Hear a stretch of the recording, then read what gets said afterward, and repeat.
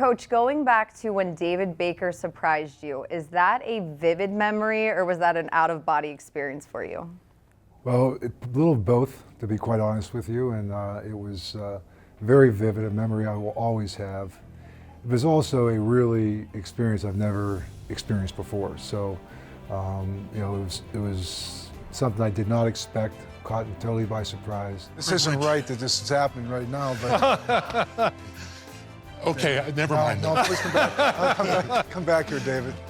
We see it all the time with the knock on the door, but this was on national TV in front of my colleagues, and they're like, wow. And so it really was something, again, it was totally unexpected. We, of course, know that Art Rooney II is your presenter, and very good reason that you picked him, but knowing how special this entire weekend is with so many people tied to the Pittsburgh organization, what do you think his father, Mr. Rooney, would have said knowing just what this would mean to the team? You know, it's the onus of responsibility. It's what the Pittsburgh Steelers way is. I just came out of a luncheon, the Ray Nitschke luncheon, and we're all sitting around this table. We had a picture taken, and you just think about the decades of professionalism, how tremendous these athletes were, what they contributed. Tony Dungy and I were sitting there, standing next to each other.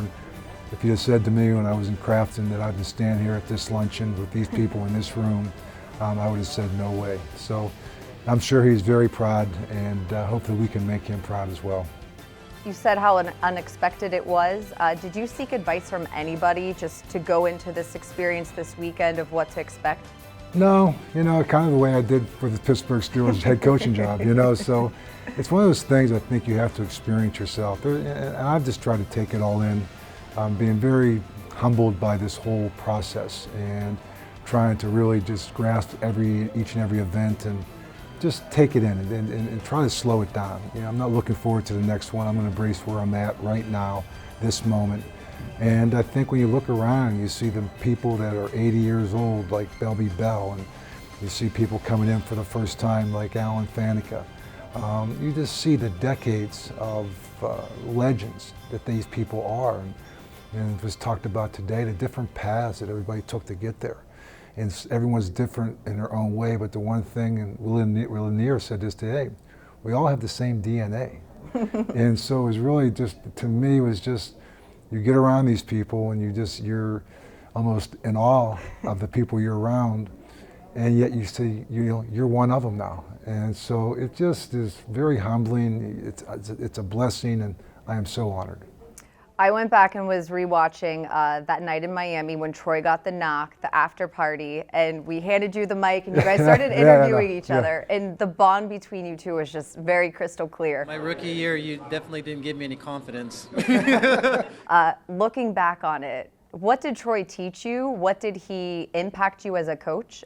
Or anything that you take away from your relationship with him on and off the field? Well, number one, off the field, he's just a great kid, and you knew that from the very beginning. He's very humble, down to earth.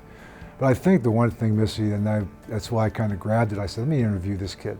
And the one thing that I just took from him is he was one of those guys that was willing to learn and soak up everything you gave him. And you almost found yourself, this was a guy who just wanted to know everything. Tell me, tell me, tell me. And at the same time, it's like, no, I gave you enough. Now you just be you. And I think that was the thing I realized the more I was around him is, don't harness this kid. He's going to do everything you ask him to do. He's going to prepare. He may take some chances, but he's so special of a kid that they're calculated everything that he does. And so when we did that, I just had to say to him, I apologize for your first couple of years. I put you in so many positions because every time I gave you something, you could do it, and you wanted more. But it was probably too much at the one time. And his funny line was, you know, Mr. Rooney came up to him after the first year and says, don't worry, kid, you're not playing as bad as they say you are. And he's going, they say I'm playing bad? And so it was that kind of thing, as I just learned with watching him, it's just the way he prepared.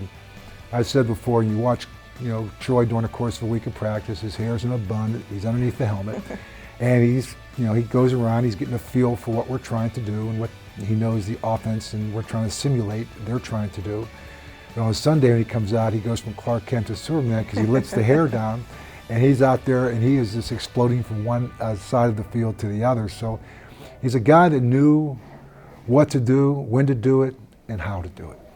All right. Well, thanks, Coach. We appreciate your time. Thanks, Missy.